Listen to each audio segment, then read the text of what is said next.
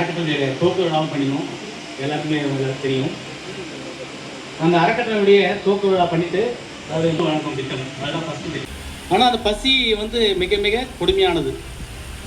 நம்ம ஒரு வேளை சாப்பிடல, ஏன்னா ஒரு ஊருக்கு போயிட்டோம், நமக்கு ஏற்ற ஃபுட்டு அமையலை அப்படின்னாவே நமக்கு நம்ம உடம்பு வந்து ஒரு மாற்றம் நம்ம ஏற்பட்டுரும். நம்மளால் நிலையாக ஆகிட முடியாது. ஏதோ ட்ரபிள் கண்டிப்பாக ஏற்படும். எல்லாம் நம்ம அந்த டைம் ஒரு 1:30 மணி சாப்பிட்றோம்னா அந்த 1:30 மணி தாண்டி ஒரு 1 ஹவர் நம்ம கிராஸ் பண்ணிட்டா போயிடும், நம்முடைய ஸ்டடினஸ் போயிடும். எல்லாருமே ஃபீல் பண்ணியிருப்பீங்க. அதனால் வந்து மிகவும் கொடுமையானது பசி. 2017 2018 அப்போ வந்து ஒரு இன்ஸ்டண்ட்டில் நான் ஃபீல் பண்ணது வந்து, ஒரு வயசானவங்க, அவங்களுக்கு பசங்க இருக்கிறாங்க, மனைவி இருக்கிறாங்க, 4 பிள்ளைங்க 4 பொண்ணுங்க எல்லாருமே இருக்கிறாங்க. ஆனால் ஒரு உடம்புல பார்த்தீங்கன்னா தோல், வெறும் தோல் தான் இருந்துச்சு. ஒரு சுத்தமாக சதையே இல்லை.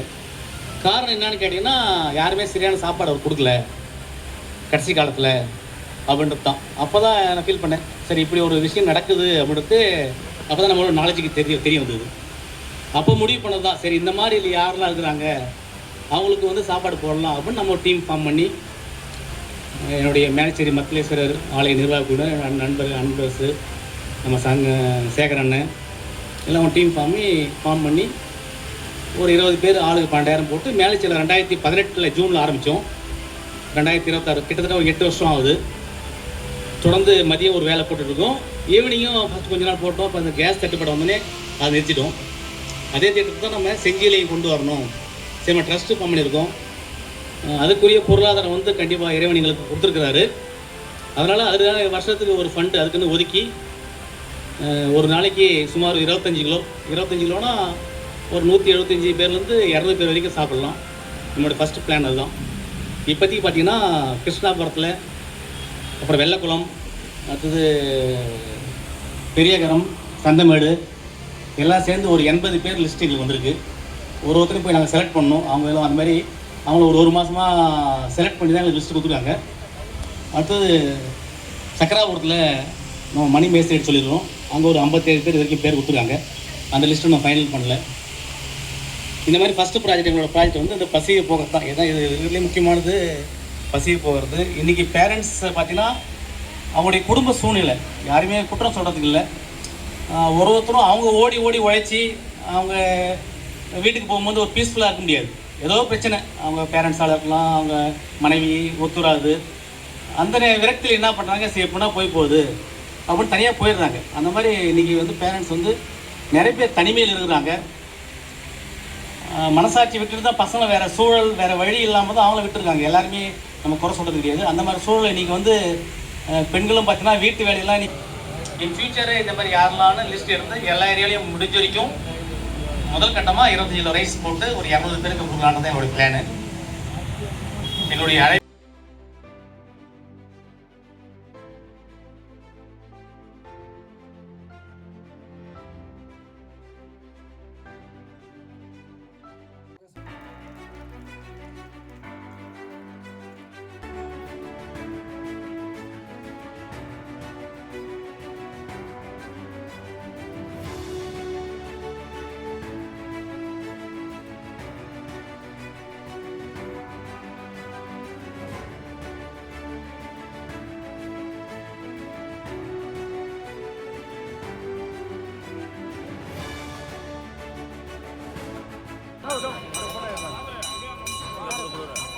உட்காருங்க தருவாங்க.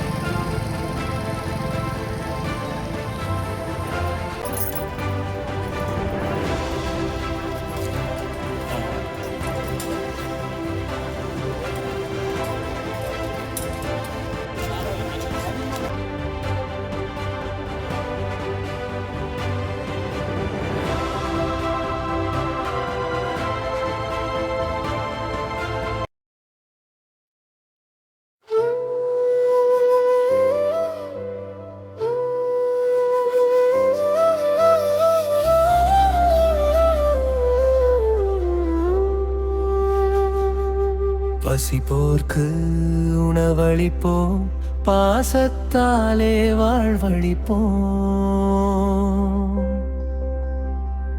கரம் கோர்த்து ஒன்றிணைந்து கருணை விதையை விதைப்போம். ஸ்ரீ பாலாஜி பவுண்டேஷன் அன்பின் ஒளியை ஏற்றிடும். எளியோர் வாழ்வினிலே நம்பிக்கை தீபம் ஏற்றிடும்.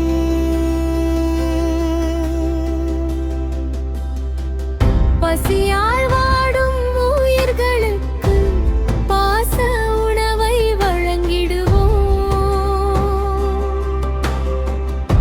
ஆதரவற்ற முதியோர்க்கு அன்பின் கரங்கள் நீட்டிடுவோம். நடக்க முடியா மாற்றுத் திறனாளிக்கும் நம்பிக்கை தோழன் ஆகிடுவோம். இறைவன் தந்த இந்த வாழ்வில் இரக்கத்தின் பாதை காட்டிடுவோம்.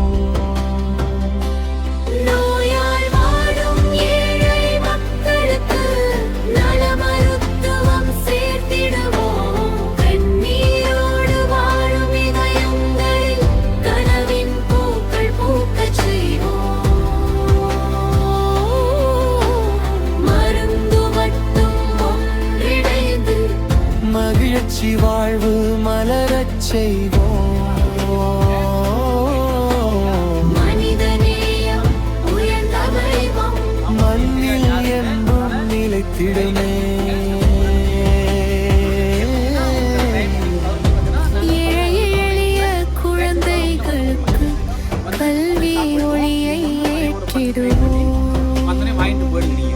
அறிவின் சிறகை விரித்திடவே அவர்களின் கனவை நனவாக்குவோம். நாளைய இந்தியம் உயர்ந்திடவே நல்ல தலைமுறை உருவாக்குவோம். கல்வி என்ற செல்வத்தாலே காலம் முழுதும் வென்றிடுவோம். அன்பு செய்வோம்.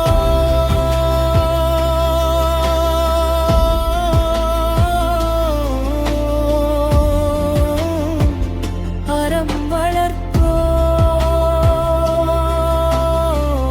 ஆயிரம் உள்ளம் இணைப்போம். உணவு, கல்வி, மருத்துவம், உலகம் போற்றும் தர்மம் செய்வோம்.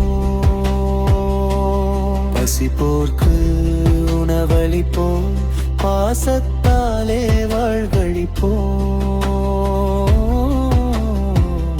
ஆதரவற்றோர் வாழ்வினிலே அன்பின் ஒளியை ஏற்றிடுவோம். ஸ்ரீ பாலாஜி பவுண்டேஷன் சேவையை எங்கள் சுவாசம். மனிதநேயம் மலரட்டுமே, அதுவே எங்கள் இலட்சியம்.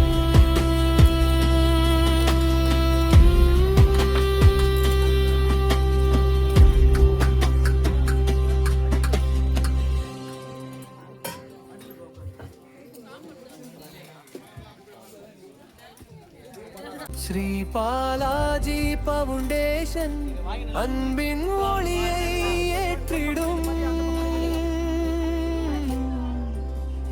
ஏழை எளியோர் வாழ்வினிலே நம்பிக்கை தீபம் ஏற்றிடும் இறைவன் தந்த இந்த வாழ்வில் இரக்கத்தின் பாதை காட்டிடுவோம்.